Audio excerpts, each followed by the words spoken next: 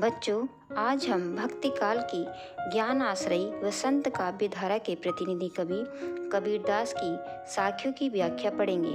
कबीरदास की साखियों में गुरु की सर्वोच्चता तथा इस संसार की वास्तविकता का ज्ञान भरा है। उनका ज्ञान हमें ईश्वर की भक्ति की ओर ले जाता है। इस साखी के पहले दोहे में गुरु की महिमा का गान करते हुए कबीरदास जी ने उनके प्रति कृतज्ञता व्यक्त की है। वह कहते हैं,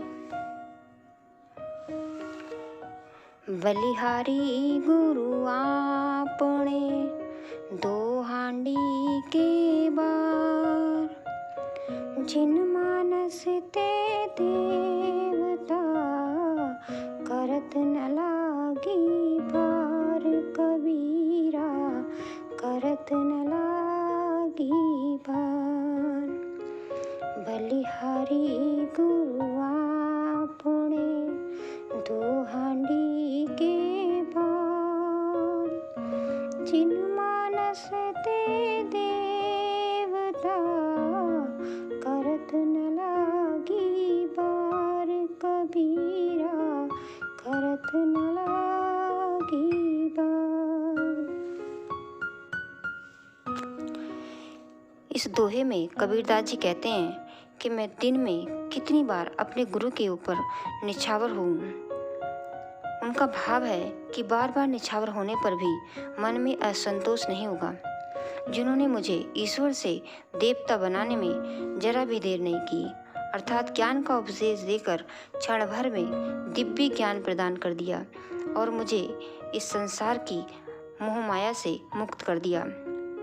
यहाँ पर कबीरदास जी कहते हैं कि मैं अपने गुरु पर बलिहारी जाता हूँ, जिन्होंने मुझे मनुष्य से देवता बनाने में तनिक भी देर न लगाई। इस साखी में गुरु की शक्ति, महिमा और उपकार का उल्लेख किया गया है। संसार में जन्म मरण से छुटकारा दिलाना ही मनुष्य से देवता बनाने का अभिप्राय है। बार शब्द में दोनों पंक्तियों में भिन्न भिन्न अर्थों में व्यक्त हुआ है, अतः यहाँ पर यमक अलंकार है। सतगुरु की महिमा अनंत किया उपकार, लोचन अनंत उघाड़िया, अनंत दिखावण हार, कबीरा अनंत दिखावण हार। सतगुरु की महिमा अनंत किया उपकार, लोचन अनंत उघाड़िया, अनंत दिखावण हार, कबीरा अनंत दिखावण हार।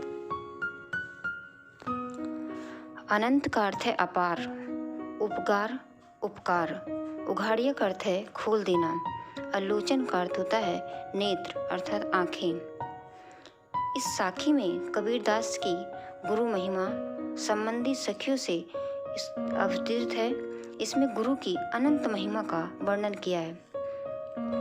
सचमुच सदगुरु की महिमा अनंत है, असीम है, उसकी कोई सीमा नहीं है। उन्होंने मुझ पर जो उपकार किया है, कबीरदास जी कहते हैं कि सचमुच ही सदगुरु की महिमा अनंत है, अपार है, असीम है। उन्होंने मुझ पर जो उपकार किया है वह भी अनंत है, उसकी भी कोई सीमा नहीं है। उन्होंने मेरे अनंत ज्ञान संपन्न नेत्रों को खोल दिया और उस अनंत तत्व परम ब्रह्मा परमेश्वर का साक्षात करा दिया, अर्थात मुझे उस ईश्वर के दर्शन करा दिए। गुरु की महिमा और उपकार वर्णन के साथ साथ उनके प्रति कृतज्ञता का भाव भी यहाँ पर कबीरदास जी ने व्यक्त किया है। उन्होंने बताया कि गुरु की ज्ञान दृष्टि के द्वारा ही परमात्मा का दर्शन होता है। यहाँ पर यमक तथा अनुप्रास अलंकारों का भी प्रयोग हुआ है। इसका भाव साम्य भी देखिए। भगवान श्री कृष्ण ने अर्जुन से कहा कि तुम साधारण दृष्टि से मेरे दिव्य रूप को नहीं देख सकते, अतः तुम्हें मैं दिव्य दृष्टि दे रहा हूँ। दिव्यम ददामि चक्षुः पश्य में योग भिक्षवरम। इस प्रकार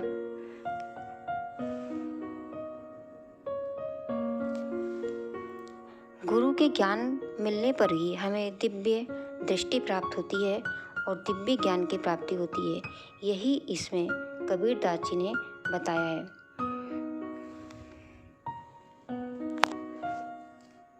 अगला दोहा है,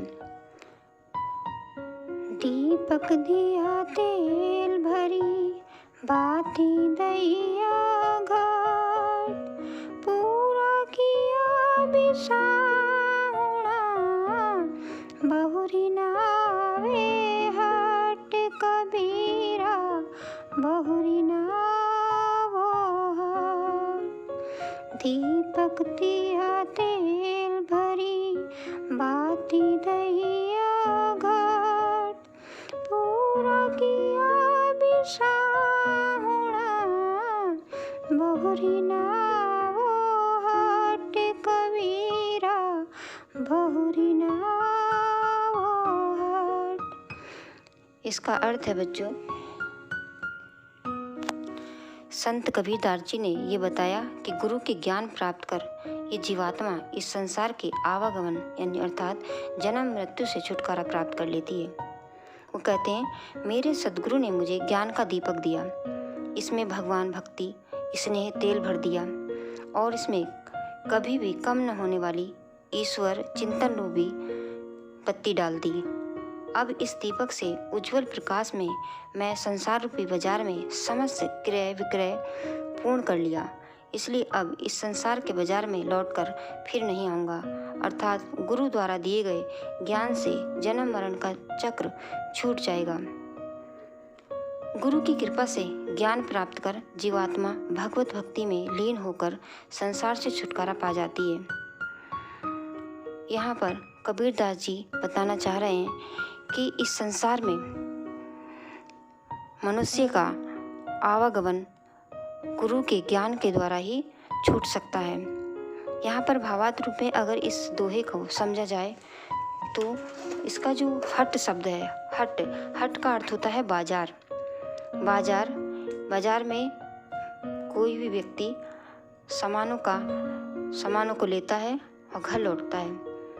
इसी प्रकार यहाँ पर अगर हम इसका अर्थ ऐसे समझें कि जैसे किसी बच्चे की माता कुछ वस्तु लेने के लिए बाजार में बच्चे को भेजती है, लेकिन वो बच्चा बीच रास्ते में कुछ भी मनपसंद चाट पकौड़ी खा करके वापस आ जाता है और जो वस्तु उसकी माँ ने मंगाई थी वो वस्तु लाकर नहीं देता। फिर उसकी माता उसे उसी प्रकार वापस पैसे लेकर के बाजार में भेजती है। बच्चा फिर से जो है चाट पकौड़ी खा करके वापस आ जाता है, जो उसकी माता ने मंगाया सामान वो नहीं ला के देता है। लेकिन तब तक उसकी माता बार बार उसे बाजार भेजती रहती है जब तक कि वो वस्तु उसे ला नहीं देता। उसी प्रकार से इस संसार में मनुष्य आता है, ईश्वर उसे कुछ अच्छे कर्म करने के लिए भेजते हैं, लेकिन हम बीच रास्ते में जैसे वो बच्चा चाट पकौड़ी खाता है, इस संसार की जितनी भी सुख सुविधाएं भोगने में लग जाते हैं और हम भूल जाते हैं कि हम क्या करने आए थे। और फिर भोगते भोगते एक दिन हमारी मृत्यु हो जाती है, हमारा समय पूरा हो जाता है, फिर हम जाते हैं ऊपर। ईश्वर सोचता है मैंने इस मनुष्य को क्या करने भेजा और ये क्या करके आया, ये पाप कर्म कमा के ले आया है। फिर वो फिर से हमें संसार में भेजते हैं और यही आवागमन चलता रहता है। यहाँ पर कबीरदास जी ने समझाया कि जिसको दिव्य ज्ञान मिल जाता है, जिसे गुरु का ज्ञान मिल जाता है, वो संसार की वास्तविकता समझ लेता है कि मैं यहाँ पर सुख भोगने नहीं आया, मैं कुछ अच्छे कर्म करने आया हूँ। और वो उन अच्छे कर्मों में लग जाता है तो उस मनुष्य को मुक्ति मिल जाती है और ये मुक्ति उसे उसके गुरु के ज्ञान के द्वारा ही मिलती है। यहाँ पर कबीरदास जी ने यही समझाया है कि जिसे गुरु का ज्ञान मिल जाता है वह इस संसार के आवागमन से मुक्त हो जाता है, अर्थात उसे छुटकारा मिल जाता है। अगला दोहा है, बूढ़े ते परी उबरे गुरु की लहरी चमकी, भेरा देखा जर जरा उतर पड़े थे फरंगी कबीरा, उतर पड़े फरंगी। बूढ़े थे परी बुरे, गुरु की लहरी चमकी। बेरा देखा जल जरा, उतर पड़े फरंगी कबीरा, उतर पड़े फरंगी।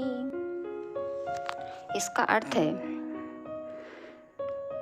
कबीरदास जी कहते हैं कि हम संसार रूपी सागर में डूब ही गए थे, किंतु गुरु कृपा की लहर की चमक ज्ञान के प्रकाश से बच गए।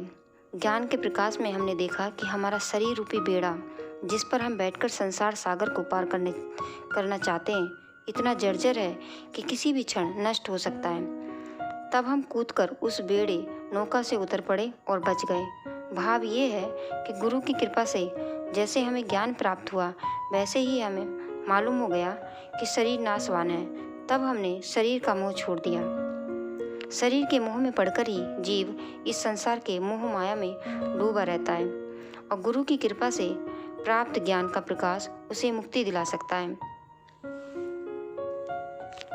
अगला दोहा है, चिंता तो हरि नाम की और न चिंता दास, जे कुछ चित विराम बिन, सोई काल की पास कबीरा, सोई काल की पास।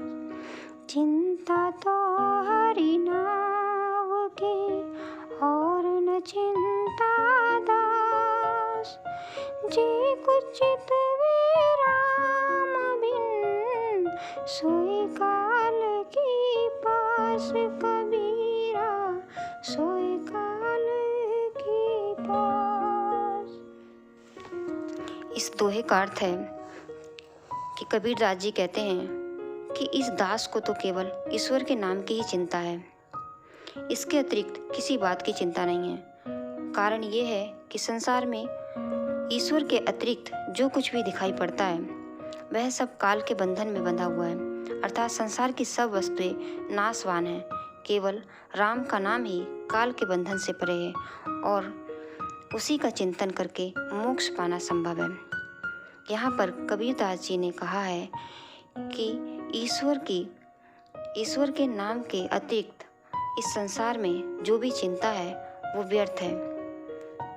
हमें ईश्वर का ही चिंतन करना चाहिए, क्योंकि ईश्वर के चिंतन से ही हमें मोक्ष की प्राप्ति होती है। बाकी सब चिंताएं व्यर्थ रहती हैं।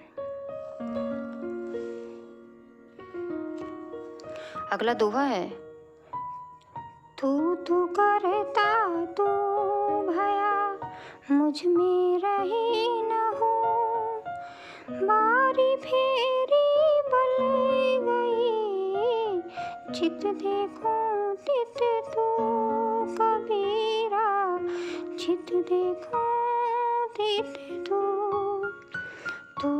करता तू भया, मुझ में रही न हो, बारी फेरी बली गई, जित देखो तित तू कबीरा, जित देखो तित तू।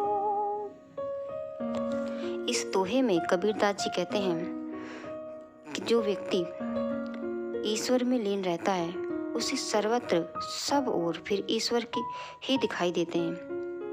वो कहते हैं, हे परमात्मा, मैं तू ही रटता रहा और तुमसे ही विलीन होकर स्वयं में तू ही हो गया। अब मुझे अपने अलग अस्तित्व का अनुभव नहीं होता। मेरा समस्त अहंकार समाप्त हो गया। फलस्वरूप मेरा जन्म मरण का चक्कर जल गया। इसलिए मैं जिधर देखता हूँ उधर तुम दिखाई देते हो, अर्थात सर्वत्र तुम्हारा दर्शन होता है। यहाँ पर कबीरदास जी समझाना चाह रहे हैं कि मैं जब ईश्वर भक्ति में लग गया तो मुझे चारों तरफ ईश्वर ही ईश्वर दिखाई दिए।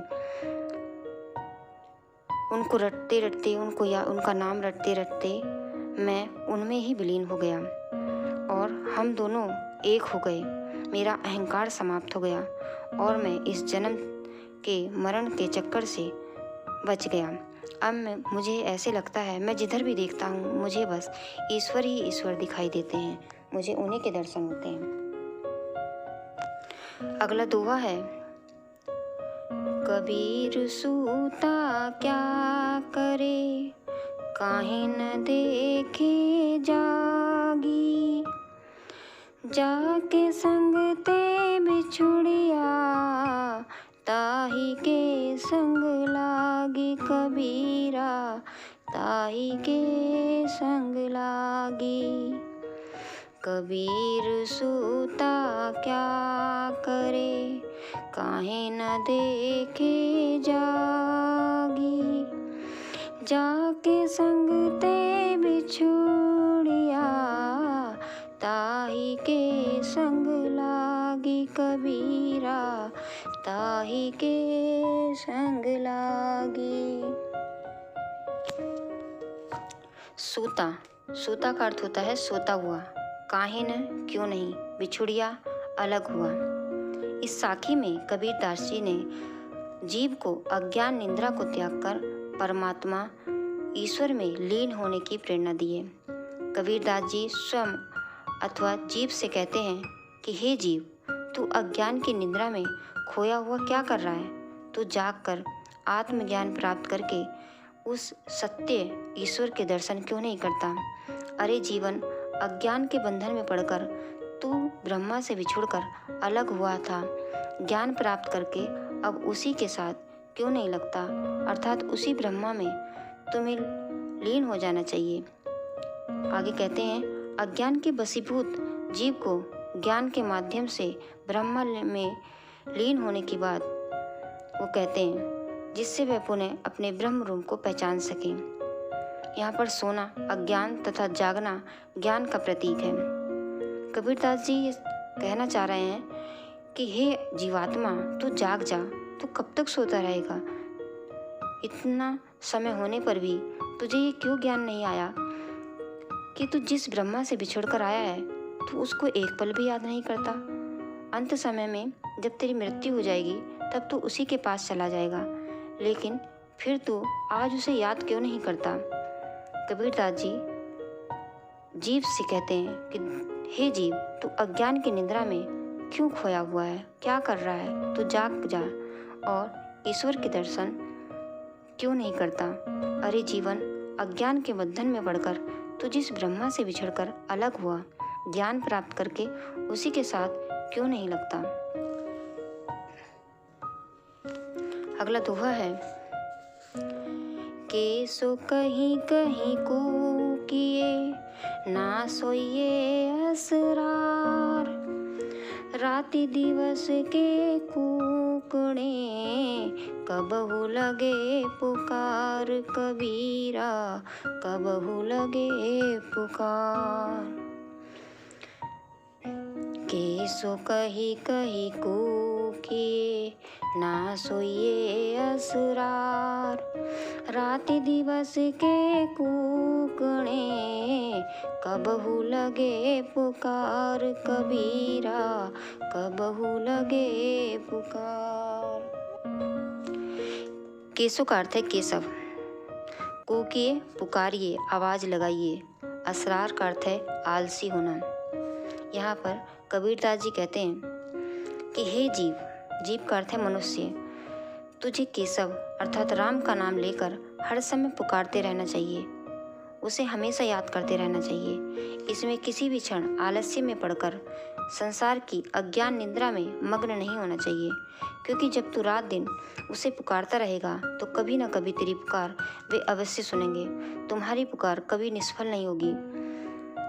यहाँ कबीरदास जी कहते हैं कि जैसे मनुष्य कहता है कि हम तो पूजा पाठ करते रहते हैं, ऊपर वाले को हमेशा याद करते रहते हैं, वो तो हमें मिलता ही नहीं, तो वो उन्हीं लोगों को कह रहे हैं कि हर समय उसको याद करते रहिए।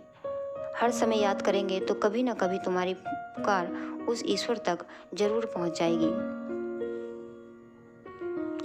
अगला दोहा है, लंबा मार्ग दूरी घर, बिकट पंत बहुमार। कहो संतो क्यों पाइए, दुर्लभ हरि दीदार कबीरा, दुर्लभ हरि दीदार। लंबा मार्ग दूरी घर, बिकट पंथ बहुमार। कहो संतो क्यों पाइए, दुर्लभ हरि दीदार कबीरा, दुर्लभ हरि दीदार। मार्ग का अर्थ है लुटेरे और दीदार का अर्थ होता है दर्शन। बिकट पंथ का अर्थ है कठिन मार्ग। यहाँ पर कबीरदास जी ईश्वर प्राप्ति की साधना की कठिनाइयों का उल्लेख करते हैं। वो कहते हैं कि ईश्वर का रास्ता बहुत कठिन है। ईश्वर प्राप्ति का जो मार्ग है वो बहुत ही लंबा है। ईश्वर का निवास स्थान बहुत दूर है। वहाँ तक पहुँचने का रास्ता बहुत ही कठिन है। उसमें काम, क्रोध, मद, लोभ, ईर्ष्या आदि अनेक भरमार हैं जो जीवात्मा रूपी पथिक को ढक लिया करते हैं। हे संतो, फिर उस परमात्मा के दर्शन कैसे हो सकते हैं? अर्थात बहुत ही कठिन है। यहाँ पर कबीरदास जी समझा रहे हैं कि ईश्वर, अगर किसी को ईश्वर को प्राप्त करना है, ईश्वर के पास जाना है, तो उसको प्राप्ति का रास्ता बहुत ही कठिन होता है। बहुत दूर है ईश्वर का घर, वहाँ पर पहुँचने का रास्ता बहुत ही कठिन है। क्योंकि जब हम ईश्वर को प्राप्ति करने में के मार्ग पर चल पड़ते हैं तो हमें काम, क्रोध, मद, लोभ, ईर्ष्या ये सब का सामना करना पड़ता है। ये हमें भटका देते हैं और हम भटक जाते हैं। इसीलिए वो कहते हैं कि उस परमात्मा का दर्शन कैसे हो सकता है, अर्थात बहुत ही कठिन है। अगर हमें ईश्वर प्राप्ति का मार्ग ढूंढना है, ईश्वर के पास जाना है, तो सबसे पहले इन काम, क्रोध, लोभ, मोह, मद, इन 5 विकारों को, इन साधना के मार्ग के लुटेरों को हमें इनसे बचना होगा। अगला दोहा है, ये तंजारो मसी करो, लिखु राम का नाम, लेखनी करूं करंक की, लिख लिख राम पठाऊं कबीरा, लिख लिख राम पठाऊं। ये तंजारो मसी करो, लिखो राम को नाम, लेखनी करूं करंक की, लिख लिख राम पठाऊं कबीरा, लिख लिख राम पठाऊं।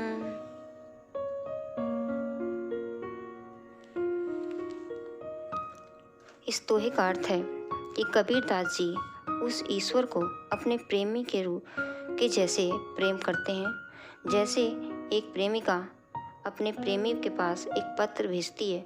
उसी प्रकार से कबीरदास जी कहते हैं कि अगर मुझे उस ईश्वर के पास एक पत्र भेजना पड़े तो मैं पत्र लिखने के लिए क्या क्या उपाय करूँगी, उसी का इसमें वर्णन है। वो कहते हैं, मैं उस परमात्मा रूपी प्रियतम के पास प्रेम पत्र भेजने के लिए इस शरीर को की विरह अग्नि में जलाकर स्याही बना लूँगी, अर्थात इस शरीर की को जलाऊंगी और शरीर को जला करके उसकी राख बना दूंगी, हड्डियों की कलम बनाऊंगी और उसी से अपने प्रीतम राम का नाम लिख लिख उनके पास प्रेम पत्र पहुंचाऊंगी। यहाँ पर सोचने की बात है कि कबीरदास जी पुरुष हैं और वो इस अर्थ में अपने आप को स्त्री रूप में दिखा रहे हैं। यहाँ पर आत्मा, वो अपनी आत्मा से परमात्मा का मिलन इस प्रकार दिखाते हैं कि मैं ईश्वर की पत्नी हूँ और ईश्वर मेरे पति हैं। तो अगर मुझे अपने पति के पास पत्र भेजना है तो मैं इस शरीर को जला करके राख कर दूंगी और अपनी हड्डियों की कलम बनाऊंगी और उसी कलम से उस अपने प्रियतम भगवान का नाम लिख लिख कर उनके पास वो पत्र भेजूंगी। अगला दोहा है, के बिरनी को मीच दे, के आपा दिखलाई, 8 पहर का दाक्षिणा, मुँह पे सहा न जाई कबीरा, मुँह पे सहा न जाई। के बिरनी को मीच दे, के आपा दिखलाई। 8 पहर का दाक्षिणा, मुँह पे सहा न जाई कबीरा, मुँह पे सहा न जाई। इस दोहे का अर्थ है कि कबीरदास जी कहते हैं कि जीवात्मा रूपी बिरहणी से अब 8 पहर का विरह अब सहा नहीं जाता। वो कहते हैं कि इस जीवात्मा रूपी बिरहणी को या तो अपने दर्शन दो अथवा जान से ही मार डालो। ये 8 पहर यानी दिन रात इस प्रकार विरह में जलना अब मुझसे सहा नहीं जाता। यहाँ पर जीवात्मा परमात्मा से मिलन के लिए बहुत ही व्याकुल है, अर्थात यहाँ पर शांत रस है।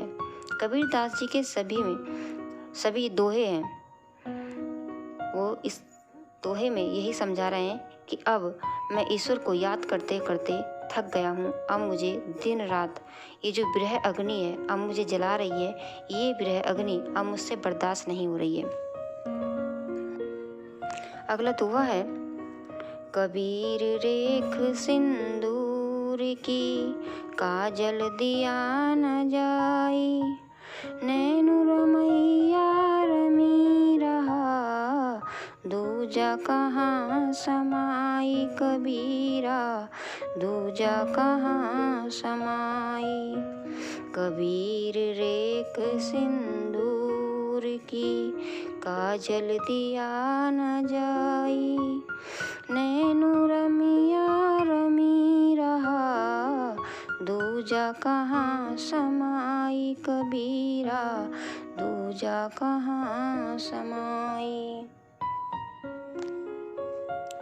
इस दोहे में कबीरदास जी ने अपनी आत्मा में परमात्मा के स्थायीपन का उल्लेख किया है। वो कहते हैं कि सिंदूर की रेखा पर काजल नहीं दिया जा सकता, अर्थात जहाँ पर सिंदूर लगाया जाता है वहाँ पर काजल नहीं लगाया जाता। ठीक उसी प्रकार मेरे नेत्रों में तो राम रमण कर रहे हैं, राम बसते हैं, उसमें कोई दूसरा कैसे आ सकता है, अर्थात अब मुझ पर भगवान को छोड़कर किसी दूसरे का प्रभाव नहीं पड़ सकता। यहाँ पर कबीरदास जी बताना चाह रहे हैं कि अब जब मेरे मन में ईश्वर बस गए हैं तो अब मुझे इस संसार की जितनी भी मोह माया है उसमें मैं अब नहीं उलझ सकता, और उसी प्रकार नहीं उलझ सकता जैसे जहाँ पर सिंदूर लगता है वहाँ पर काजल नहीं लगाया जा सकता।